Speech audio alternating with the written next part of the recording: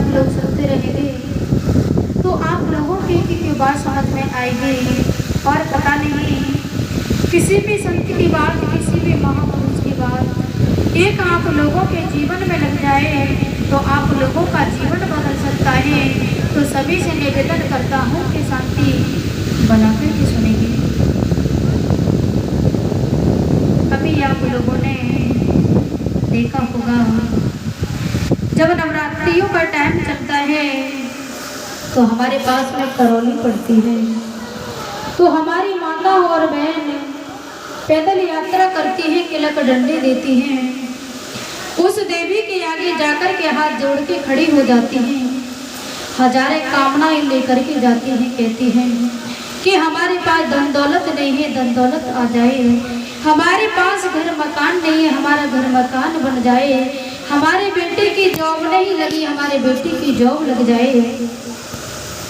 जिस माता पिता ने हमारे जीवन में हमें सब कुछ दिया और सब कुछ बताया, घर दिया, मकान दिया, धन दौलत दिया, खेती बाड़ी दी, अपने बेटे को पाल पोस करके बड़ा कर दिया, अपने पैरों पर खड़ा कर दिया, फिर भी हम ऐसे माता पिता को देवी और देवता नहीं समझते हैं, उस पत्थर की देवी के पीछे भागते रहते हैं। हमारे घर में हमारे बूढ़े माता पिता हैं, सास ससुर हैं, उनको एक लोटा पानी नहीं देती है, वो करौली में जाकर के परिक्रमा लगाती हैं। मैं कहता हूँ कि ऐसे लोगों से वो देवी कभी खुश नहीं होगी।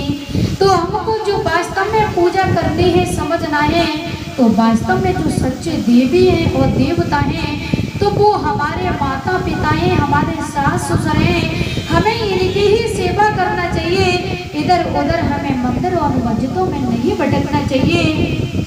आप लोगों ने कभी देखा होगा कि लोग गंगाजू जाते हैं, गंगाजू से कांवर भर कर के लाते हैं, कोटा बूंदी बालाजी रामेश्वर ले जा करके चढ़ाते हैं, कोई महादेव बाबा पे चढ़ाता है, जाने कोई कहाँ कहाँ चढ़ाते हैं, जिनकी आस्था होती है वहाँ चढ़ाते हैं। घर में हमारे जो बूढ़े माता पिता हैं वो फटे वस्त्र पहनते हैं, उनको भरपेट भोजन नहीं देते हैं, धक्का मार मार करके घर से निकाल देते हैं।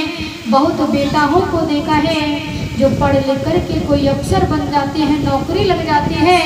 ज़्यादातर आप लोगों ने देखा होगा जो वृद्ध आश्रम हैं इनमें ज़्यादातर पैसे वालों के, जॉब वालों के ही माता पिता मिलेंगे, किसी गरीब के माता पिता आप लोगों को कभी वृद्ध आश्रम में नहीं मिलेंगे। तो जो जितने पढ़े लोग होते हैं वो अपने माता पिता को वृद्ध आश्रम में छोड़ आते हैं, अपने माता पिता की सेवा नहीं करते हैं और अपने जीवन को ऐश और आराम में गुजार देते हैं।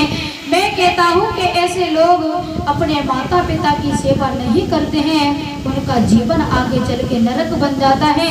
वो रो रो करके अपनी जिंदगी को काटते हैं, वो समझते हैं कि हमारे पास पैसा है। मैं कहता हूँ कि जीवन में पैसा ही सब कुछ नहीं होता है।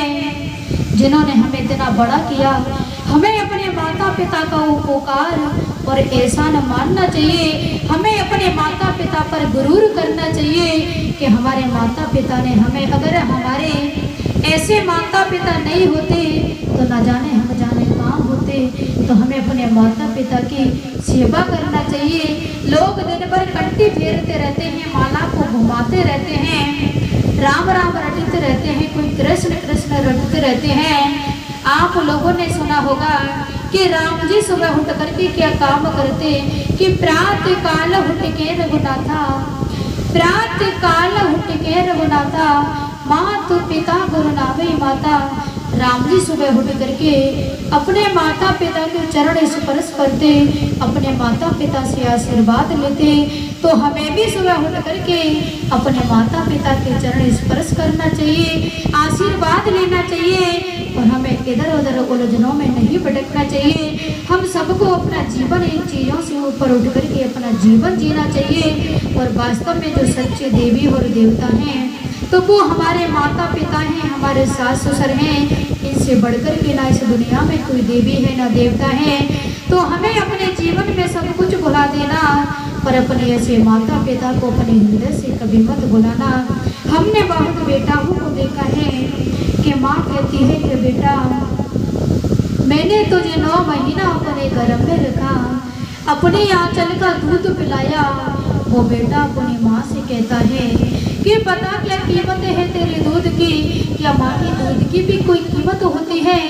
ऐसे बेटाओं को डूब करके चिल्लू भरे पानी में मर जाना चाहिए जो अपने माँ के दूध की कीमत पूछते हैं। तो मेरे भाई और बहनों, अपने जीवन में सब कुछ भुला देना, पर अपने हृदय से अपने माता पिता को कभी मत जाने देना। एक भजन निवेदन करूँगा, आगे फिर गुरुजी आएंगे, समय बहुत कम है और भी संत महात्मा बैठे हैं, वो आपको सुनाएंगे।